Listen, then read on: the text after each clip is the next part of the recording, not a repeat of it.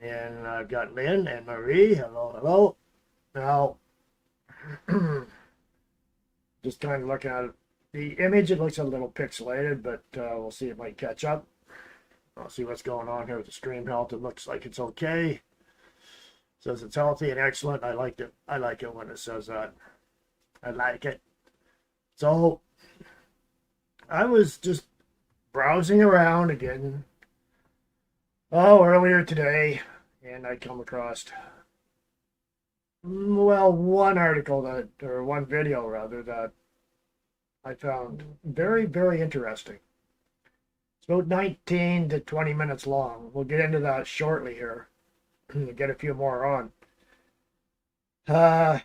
There's Bill and GM Railroad. And yeah, these this thing I came across, I found it quite interesting. There's a couple of little I don't know, 15, 16-second videos I'm gonna play here first to kind of set the stage for the main one. And what I like to do is play this that longer video, and then I'd like to get your opinions afterwards of what you think of what the message is in this. I found it quite interesting, actually. So let's get going here.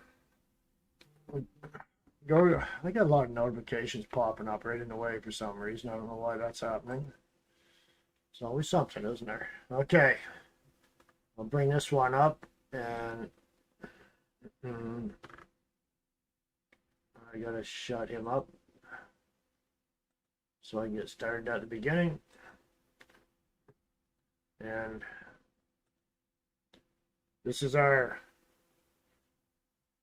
big leader, the big fella. Thinks he's the big fella. Okay. Get my studio up here. Okay, here we go.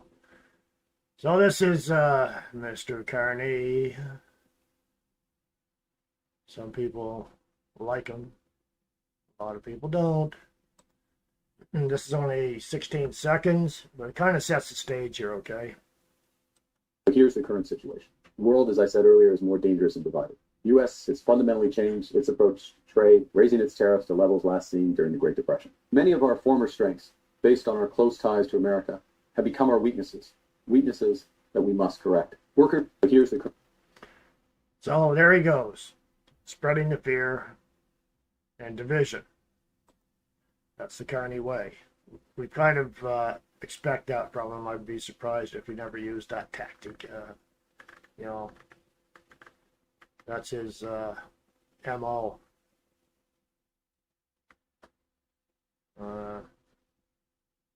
Okay, I have to get over to, yeah. Now, this is kind of interesting too. Nick Shirley. I'm sure most of you or all of you have heard of Nick Shirley, an American, great journalist, I would say, or anyways, Nick Shirley, independent journalist. This is from April 19th, 2026. Canadian taxpayers may soon be helping put the bill for Time magazine's glowing coverage of Prime Minister Mark Carney. Nick Shirley exposes Time magazine and Mark Carney's Canadian subsidy deal. Imagine that. He drops the receipts on how Ottawa is quietly subsidizing Time magazine after their glowing Carney profile. Yeah, nothing to see here, Canada. He goes on to say, according to sources at Canadian Heritage Department, is fast-tracking Time for eligibility under the Canadian Periodical Fund after the U.S. publication ranked Carney second on its 2026 Most Influential Leaders list. The profile, written by Christine Lagarde, praised his crisis steering, climate warnings, and push for global cooperation. Time took office? No, Carney did. In March 2025, after Trudeau's resignation, winning the April election and securing a majority via by-elections on April 13th, while supporters cheer his centrist steadiness, critics like Pierre Poilievre blame earlier policies for ongoing inflation and question his financial track record. I'm not going to go too much farther into that, but anyways, Nick covers it good here. He spills it, and apparently we'd have to look to the U.S. to have somebody cover this or uncover this, however you want to look at it. So,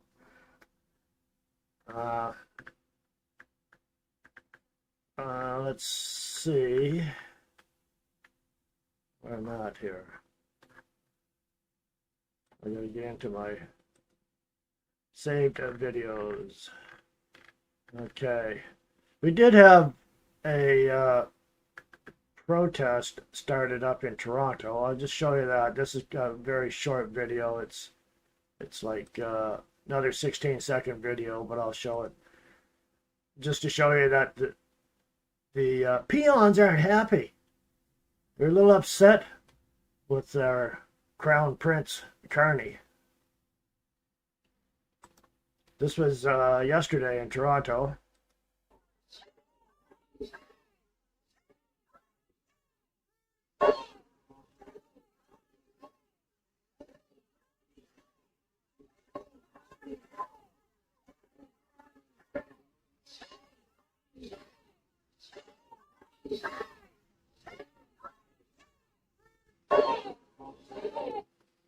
Now, I will, before this slips my mind, on May the 16th, they're organizing a cross-Canada protest.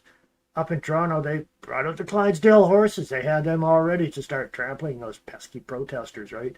So it's going to be a hot summer, I'll tell you. I've been saying that for a while, and this is just getting started. May 16th, there's a lot of provinces already organized. They have leaders, and New Brunswick is one, Alberta, BC, I believe Saskatchewan, Manitoba, Nova Scotia, I think. Yeah, Nova Scotia too. So I'm not sure. The other provinces will probably catch up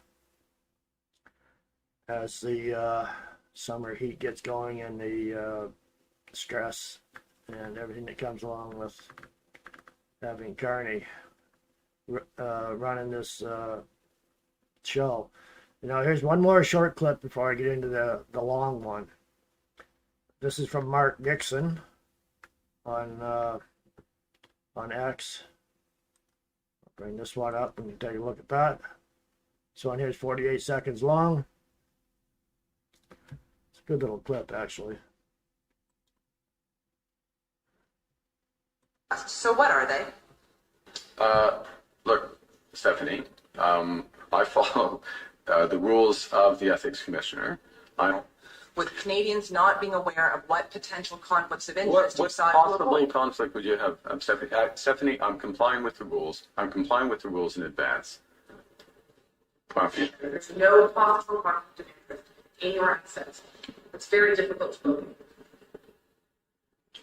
Look inside yourself, Rosemary. A lot of people did very well in the stock market, I assume, and I assume that you probably were one of them, and good for you. That would be an incorrect assumption because I had to sell all my stocks to become Treasury Secretary. You sold them all? Had Really? to, yes. But you have a blind trust, I would imagine. There's no such thing as a blind trust. So what are they? Yeah. No such thing as a blind trust, eh? Only in Canada. Pity. Yeah. Okay. So now I've got some folks on here, so we're going to go to this video that I came across today. Now it's right around 20 minutes long. Actually, it might even be bang on 20, but we'll bring this up right now. I'd like to get your opinions of this afterwards. I know what I'm thinking about it, and you tell me what you folks think. I haven't really seen this anywhere else yet. Maybe I missed it. Maybe maybe it's somewhere else, but let's give it a go.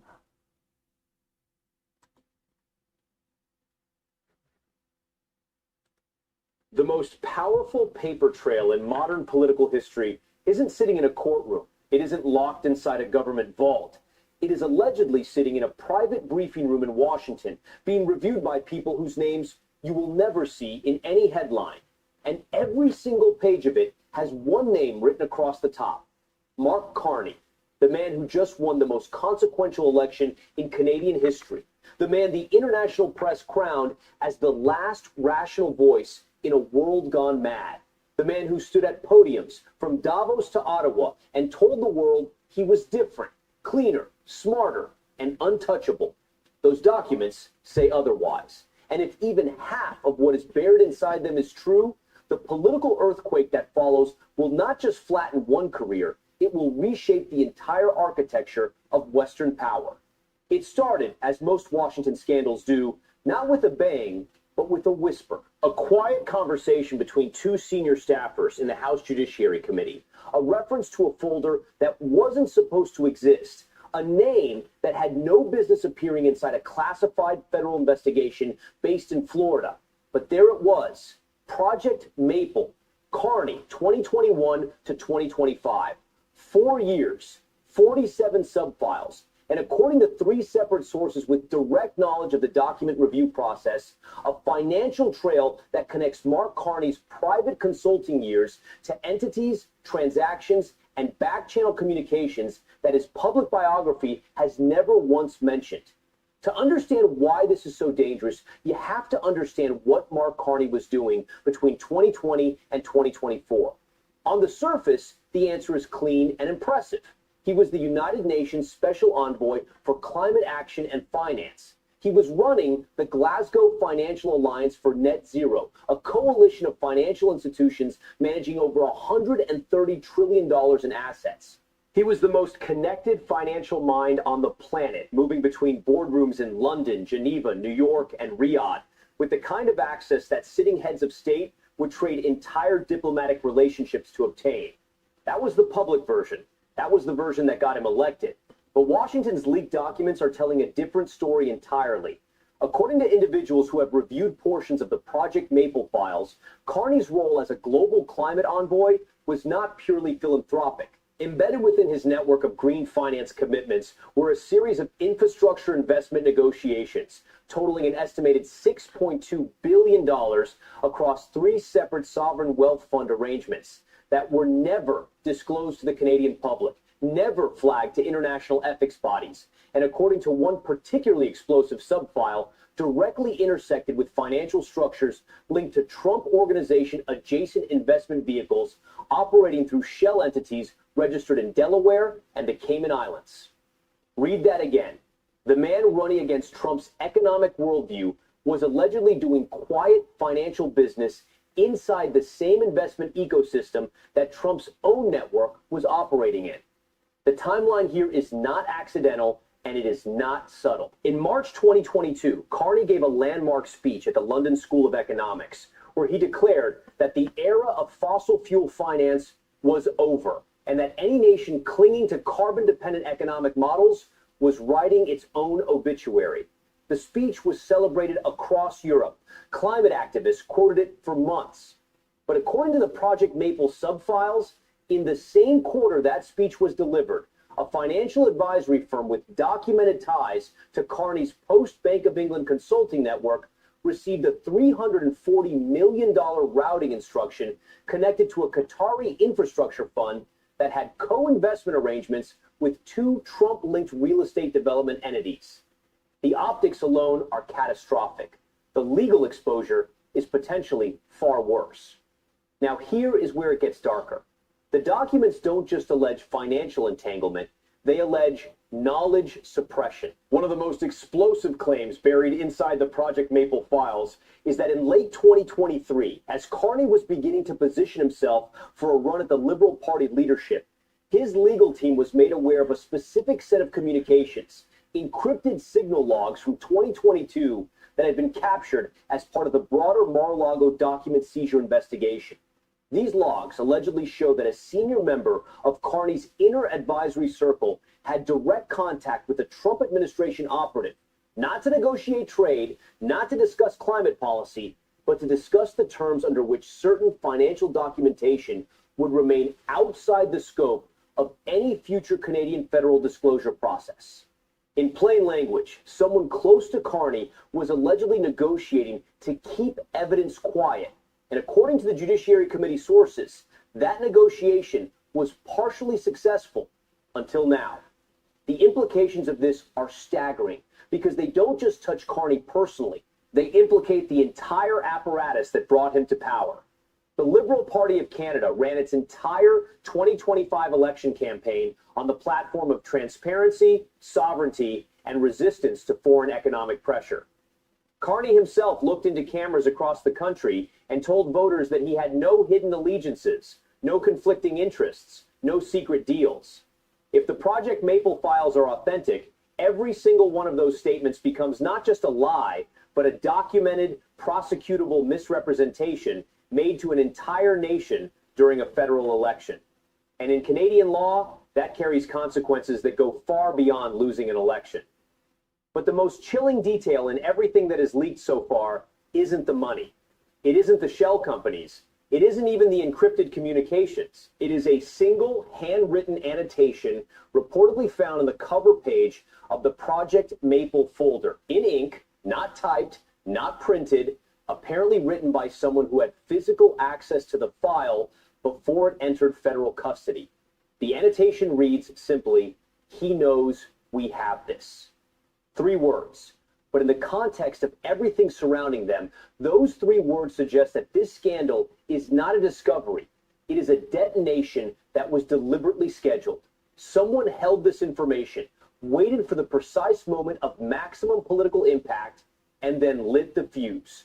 And the question that should be keeping Mark Carney awake in Rideau Cottage tonight is not whether the documents are real. The question is, who decided that right now, in the 48th hour of his majority government, was the perfect moment to let them out? And what exactly are they expecting him to do next? The moment the Project MapleFiles entered the conversation inside the House Judiciary Committee, something unusual happened. The standard procedural machinery of Washington, the press briefings, the formal statements, the carefully worded denials, all of it ground to a halt. No one spoke on record. No one issued a clarification. The committee members who had seen the documents went quiet, with the kind of silence that in Washington doesn't mean there is nothing to say. It means there is too much. And in that vacuum of official response, the secondary explosions began. Because Project Maple was never just one file. It was a nested architecture of interlocking revelations. And the deeper investigators went, the worse the picture became. The second layer of the Project Maple documents focuses on something that has received almost no attention in mainstream coverage, but is arguably more damaging than the financial entanglements themselves. It centers on a previously unknown advisory body referred to in the documents only as the Meridian Group. According to files, the Meridian Group was an informal but highly structured collection of 12 financial and geopolitical strategists who began meeting privately in early 2021. The meetings rotated between Zurich, Singapore, and a private estate outside Montreal. No minutes were kept, no official membership list exists, but the Project Maple documents allegedly contain attendance records, travel reimbursement logs, and internal briefing papers that place Mark Carney at 7 of the 9 documented Meridian Group gatherings between January 2021 and November 2023. And the agenda of those meetings, according to the briefing papers, was not climate finance. It was the strategic reshaping of North American economic governance in the event of a second Trump presidency. On the surface, that might sound like responsible planning, but the specific contents of what was discussed inside those Meridian Group sessions are what transforms this from precautionary strategy into something far more legally and politically combustible. The briefing papers reportedly outline a coordinated effort to pre-position certain financial instruments, regulatory frameworks, and key personnel inside Canadian federal institutions before a Liberal government could formally take power. In other words, the documents suggest that Carney's path to the Prime Minister's office was not simply a response to a political moment. It was the execution of a plan that had been years in the making, involving private financial actors, non-elected strategists, and coordination mechanisms that operated completely outside of any democratic oversight structure. The Canadian electorate did not vote for a candidate. According to these documents, they voted for the visible face of a pre-constructed power architecture. What makes this dimension of the scandal particularly explosive is the international fingerprints on it. The Meridian Group briefing papers don't just implicate Canadian actors, they reference direct input from senior figures connected to the European Central Bank, two unnamed Gulf sovereign wealth funds, and a private intelligence consultancy that has documented historical ties to British signals intelligence. The picture being painted is not of a rogue politician cutting private deals for personal gain. It is something more sophisticated and far more unsettling. It is the portrait of a man who was selected, groomed, and inserted into a position of national leadership by a network of global financial and intelligence adjacent actors who had their own reasons for wanting a specific kind of leader running Canada at this specific moment in history. And those reasons, according to the documents, had very little to do with the interests of ordinary Canadians. The Trump angle in all of this is impossible to ignore, and it refuses to remain in the background. Sources within the Department of Justice have confirmed to 3 separate investigative journalists that the Project MapleFiles were not discovered accidentally during the Mar-a-Lago document review. They were specifically flagged by a member of the DOJ's National Security Division who had been tracking cross-border financial flows connected to the Meridian Group for over 18 months before Carney ever announced his candidacy. This means that elements of the American federal government were monitoring Carney's network while he was still presenting himself to the world as a private citizen with no political ambitions. The surveillance predates the campaign, it predates the liberal leadership race, and it predates every public statement Carney ever made about entering politics out of a sense of national duty.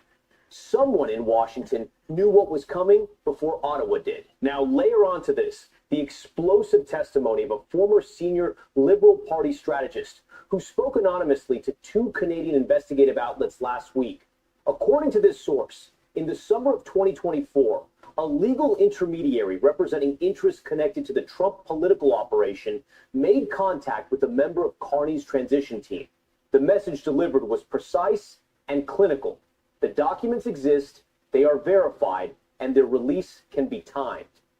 The implication was not a threat in the traditional sense. It was described by the source as a calibration conversation, a signal that Carney's future operational freedom as prime minister would exist within boundaries that had already been defined by people he had never publicly acknowledged knowing. If this account is accurate, Mark Carney did not walk into Rideau Cottage as a free man. He walked in already carrying the weight of a leash held by hands on the other side of the border. And yet the most dangerous revelation in Section 2 of the Project Maple architecture isn't about money, isn't about the Meridian Group, and isn't about back-channel threats from Washington. It is about a single encrypted file within the Project Maple folder that investigators have not yet been able to fully decrypt. Designated internally as Maple Core, this file is reportedly protected by a dual-key encryption system that requires authorization from 2 separate individuals to open. One of those keys has already been identified. The other belongs to someone currently holding a senior position inside the Canadian government. The file has not been opened. But the metadata surrounding it, the creation date, the access logs, the file size, tells its own story. Maple Core was last accessed on the night of the Canadian federal election. Someone opened that file the night Carney won. And whatever is inside it, both key holders know exactly what it contains. The only question now is which one of them will break first and what they are willing to sacrifice to make sure the other one stays silent. What happens when the most carefully constructed political persona in the Western world begins to crack? Not from the outside, not from an opponent's attack ad or a hostile press conference, but from within, from the weight of its own hidden foundations finally giving way under pressure they were never designed to withstand. That is the question Ottawa is quietly suffocating under right now, because the Project MapleFiles have moved beyond the realm of allegation and into the territory of institutional crisis. And the tremors are already reaching places that Carney's damage control operation cannot contain.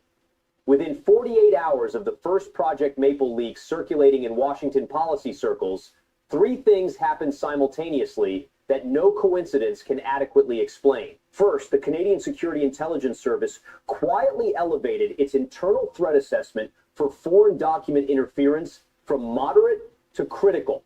Second, two senior members of Carney's transition advisory team abruptly withdrew from their expected cabinet appointment processes without any public explanation. Third, a law firm in Toronto with documented historical ties to Carney's post-Bank of England consulting network filed an emergency injunction in Ontario Superior Court attempting to block the publication of any materials connected to what the filing carefully described as unlawfully obtained private financial correspondence. They did not deny the documents exist. They did not claim the contents were fabricated. They asked a court to stop anyone from publishing them. In the architecture of political scandal, that is not a defense. That is a confession dressed in legal language. The international dimension of this collapse is accelerating faster than Ottawa's response machinery can track. In Brussels, two senior European Commission officials privately briefed their national delegations that Carney's ability to serve as an effective counterweight to Washington in upcoming G7 trade negotiations must now be considered compromised, pending clarification of the Project Maple allegations. In London, the Financial Times ran a carefully worded editorial questioning whether the governance standards Carney championed during his Bank of England tenure were ever genuinely reflected in his private financial conduct. In Riyadh, a sovereign wealth fund with reported indirect exposure to the Meridian Group's infrastructure arrangements quietly suspended a bilateral clean energy financing agreement with Ottawa that had been 18 months in negotiation. The world is not waiting for Canadian courts to decide. The world is already adjusting to the possibility that Mark Carney is a diminished figure, and it is repositioning accordingly.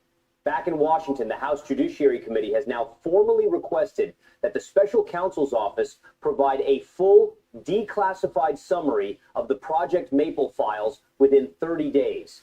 This is not a casual administrative request. This is a legally binding demand that sets a clock running directly above Carney's head. When that summary lands, and it will land, the contents will enter the permanent public record of American federal oversight. Every transaction, every Meridian Group connection, every encrypted communication, every back channel arrangement that the documents contain will become part of a document that any journalist, any opposition politician, and any foreign government can cite, reference, and build upon indefinitely. Carney's legal team can fight Canadian publication injunctions. They cannot erase an American federal summary from history. The most profound and unsettling truth buried inside the entire Project Maple scandal is not what it reveals about Mark Carney specifically. It is what it reveals about the system that produced him. In an era where voters across the Western world are desperately searching for leaders who represent something real, something unmanufactured and unbought, the possibility that even the most credentialed, the most intellectually celebrated, the most ostentatiously principled figures in global public life are operating inside the same hidden architecture of private interest and elite coordination as everyone else, that possibility is not just politically devastating, it is civilizationally corrosive. If Carney falls, he does not fall alone. He takes with him the last remaining argument that the globalist technocratic class had any moral authority left to stand on. Donald Trump has spent a decade telling the world that the experts are frauds, that the institutions are rigged, and that the people celebrated as the adults in the room are the most dangerous children of all. Every single person who dismissed that argument, every commentator, every editorial board, every world leader who positioned themselves as the sane alternative pointed to figures like Mark Carney as proof that Trump was wrong.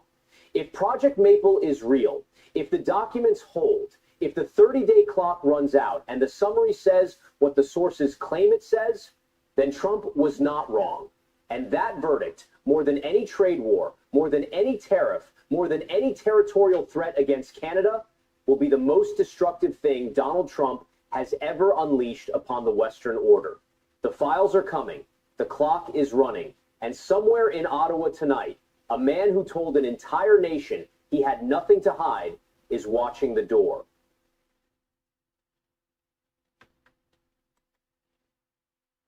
Well, we'll see, won't we? There's a lot in that. That's why this is always, Carney keeps repeating this over and over and over and over again. But here's the current situation. The world, as I said earlier, is more dangerous and divided. The U.S. has fundamentally changed its approach to trade, raising its tariffs to levels last seen during the Great Depression. Many of our former strengths, based on our close ties to America, have become our weaknesses that we must correct. But here's the current situation. Right? So, we'll see. That came out today. So it's about as recent as you can get. The source, I'm not sure of. But there's a lot packed in there, isn't there? 30 days. Let's see what happens. So what do you folks think about that? It sounds quite convincing, doesn't it? Like, if somebody was fabricating that, they did a pretty good job at it. I don't know it's how they could pack that all in like that, like, not have some truth to it. So, hey, I'm online, I can say I don't know if it's true or not, but that's why I like to see your opinions, because I have faith that it's probably factual. I believe Trump was quite aware of this, and maybe that's why when Carney met President Trump, he was almost on his knees, smiling and nodding his head and groveling and all that stuff, trying to suck up. There was something to that meeting that didn't click. It wasn't right, eh? After everything he said. There's just something just not right. Keith, you've listened to it 3 times, eh? Right on. I don't know. I know we're in big trouble. That's one thing we can be assured of. So, Nick, it won't matter anyway. There's no accountability, but we can therefore be liberated by the U.S. Great Britain is in deep trouble. Deep trouble. Yeah, no kidding. Just remember, May 16th, it's across Canada protests. And it looks like it's organizing pretty well. We'll see how that goes. That's just the start of the summer, the good weather. I showed that little clip earlier of Toronto yesterday, and they had the Clydesdales out, ready to start stomping people. So the thing is, there's more people than Clydesdales. So, and the police should remember that on their high horses, that sometimes people fall off their high horse. So, yowza. It's, there is a Telegram group. Anybody that's on Telegram? I'll bring it up here on my phone. Anybody on Telegram, you can go to, what is it here? Where is it? Stand United Canada. Okay, they have an Ontario board now. Confirmed locations. It's Nova Scotia, Manitoba, New Brunswick, Saskatchewan, Vancouver, British Columbia, and what else? Where else? I don't know if you've seen the poster or not. I can show you that on my phone. It's a slow roll on May 16th. So that is coming up. Mark it on your calendars. And like I say, it's Stand United Canada on Telegram. If you want to go on there, you can get all your information. It's updated quite frequently, actually. Langley, BC is another location I see has just come up. Ontario's on board. Meeting locations and times will be posted soon. So we're basically waiting for Alberta and Quebec and little PEI. I guess they could do a slow roll on the bridge back and forth. Would be a good one. And Newfoundland, well, out on the rock, I don't know quite what they can do, but they can raise a little hell out there on the rock too, eh? JT James here in Ontario, they have Chinese language radio station now. I found it by accident. You sure it was from Ontario and not being piped in from Beijing? You never know, right? Assume nothing. So, anyways, there's a slow roll coming up, and that's May 16th. We got June, July, August, September, October, if they're still in power. When they're desperate, they cling on to power any way they can. Bill, sounds like Carney screwed himself, really. Yeah, I would say so. Denny, I wondered if Trump is slowly building a case against Carney. That's what I'm kind of thinking. That's where I'm leaning that way myself. Trump's got a lot on his plate right now.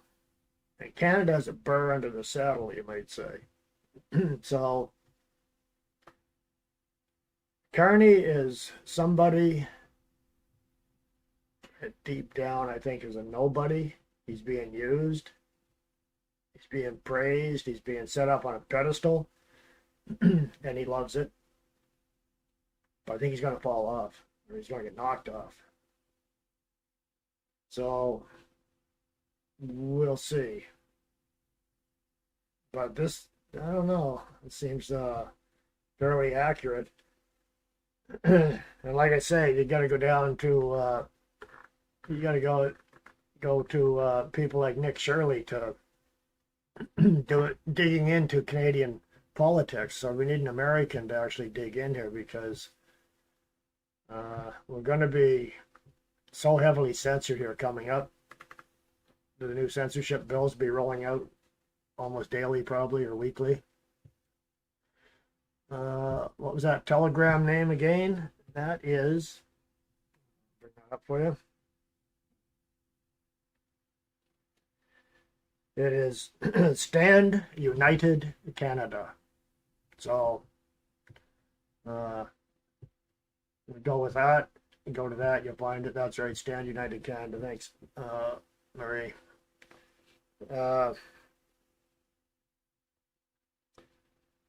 Yeah, the censorship bills. I don't know, I mentioned before, but I'll mention it again, that in another month, probably, or less, I'll have my Starlink satellite set up. So I will be operating out of a United States of America internet, not Canada. I'm getting away from the Canadian internet services because, well, look at the government we have, right? And the new censorship law is coming out. I have a good VPN, so I can run through the VPN through Starlink. Got to try something, right? Why just hang yourself out there? I'll probably go for the easy pickings first.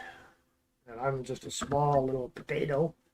So there's some big channels out there they're going after. So anyways, I'm going all through the US. It's pretty bad when we have to do that. We're that concerned about our government. The gun grab now, they're going after the store owners, saying they're going to lock them up if they don't give up their stock.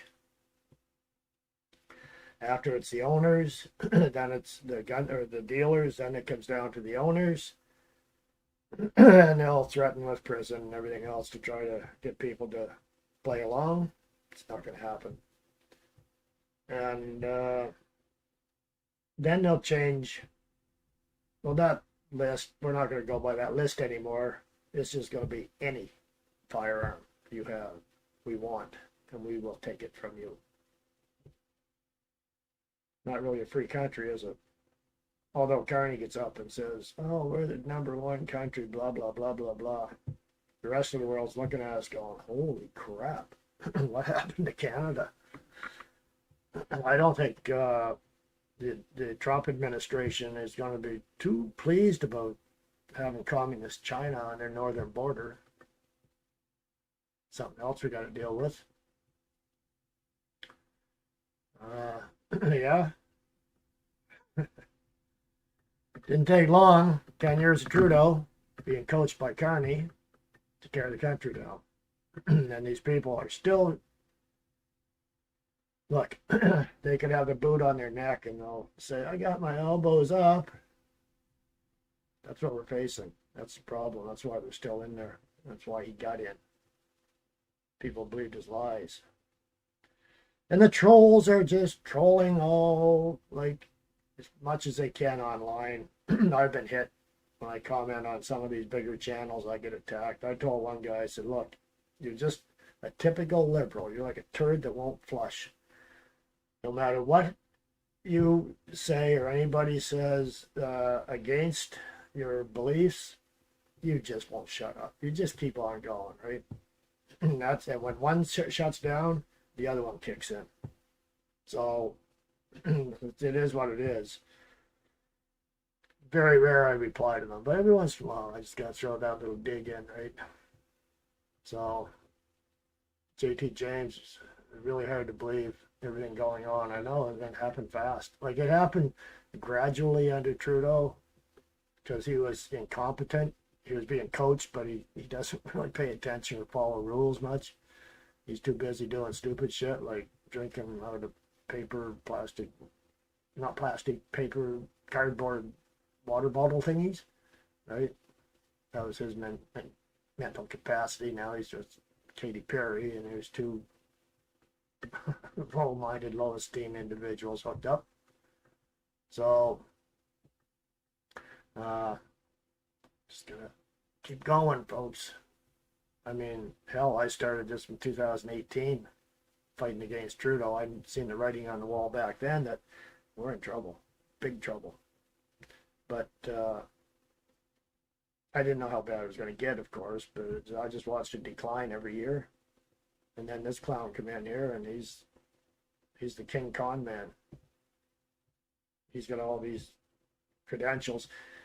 It's like stolen valor, right? When he said, oh, he got us through the big depression or recession there, rather, when it was actually the finance minister under Harper, Jim Flaherty. And then, I mean, they even had, speaking of stolen valor, had Harjit Sajjan, right? Defense minister said, oh, I'm the architect of Operation Medusa. It had nothing to do with it. That is stolen valor. There's nothing below the Liberals. There's nothing too low for them. When you think they've gone low, they'll go lower. They don't disappoint. So, another church raised in Quebec, Phil, yeah, reminds me of a mosque burned. Oh, heaven forbid that would ever happen. Yeah, there'd be more bills passed right away in Parliament now. They go in there with their majority and say, okay, that's it. One more mosque gets burnt.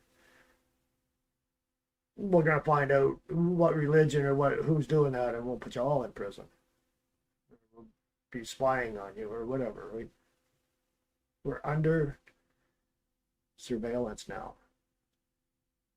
And I really appreciate all these big channels, the information they're putting out. They're putting their heads on the block. So they need a lot of support. You know the channels I'm talking about, right?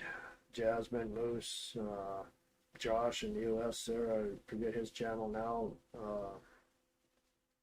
National Telegram, I think it is. There's a few, right? So,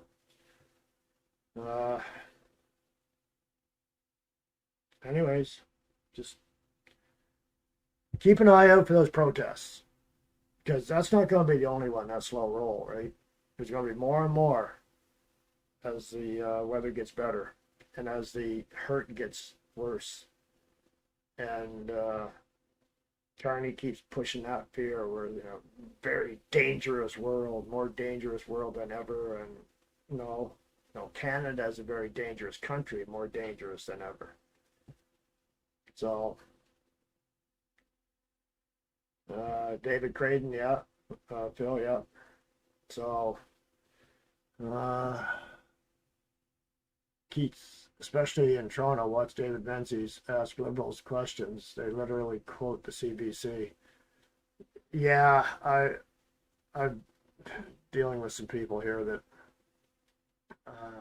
they'll never see the light. I got one old guy that he in his 80s, and he's a good guy. I did some work for him. I didn't charge him for it. I just said, hey, listen, let's do a barter. He was in the hospital having one of his legs amputated, and his water pipes were froze up, and he couldn't go home until they had water and everything. So I got that all going for him, and I said, let's do a barter system. He said, I got nothing to barter. And I said, oh, yeah, you do. I said, I seen your guitars and I seen your pictures, and I see that you've been a musician your whole life. I'd like to get some guitar lessons off you. Oh, I can do that. I said, good, let's do it. So it was all going good, but he doesn't, of course, at that age, he's not into the internet, right? But he sure is. He says, I'm a news hound. I watch New Brunswick News in the morning, and then I switch over and I watch CNN and NBC and ABC. Okay. And that big orange bastard in the U.S., I wish somebody'd do something about him. I said, oh, really? I said, well, yeah, that's U.S., right? So, what? I said, yeah. He said, well, Carney's fighting him. I said, yeah, claims he is, yeah. Well, no, he is. He's better than that other guy, Pierre guy. He's never leaves the house. Oh, okay. I said, I didn't come here to talk politics. I wanted to learn some new chords. He said, okay. And I'm going to tell him now that, that TV is really not good for you, because you seem to be getting quite upset. It's hard on your blood pressure, and you're stressed, and you're not accomplishing anything by it. So you could probably do better by, turning that off or finding something else other than the news, because they're just playing you for views, right? And it's not good for your health. So see what he says. That's just my suggestion. I said, look, I'm not going to talk politics or religion. So just forget it. Because he's a hard nut. You can't crack those nuts, right? And there's a lot of them like that. And they would vote for Liberals, wouldn't matter. If the boat was going down, they'd just say, well, we'll go up on the upper deck, or well, it's still sinking. Well, I'll get up on the top of the captain's cabin, or, like they would never admit that the boat was sinking, eh? So, the Clinton News Network. No kidding.